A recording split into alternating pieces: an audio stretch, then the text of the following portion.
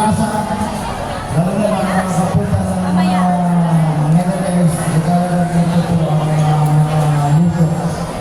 Siguro sa inyo rin mga pagkilala niya dito napapadaan dito sa Pulpul. Sige, ma'am.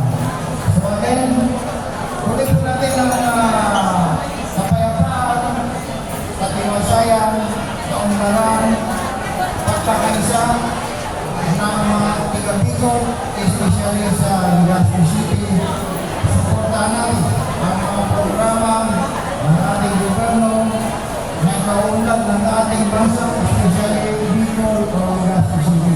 Kaya ng mga ganitong mga negosyo na ito ang naging dahilan na kasi kailangan ng tao mapagkain.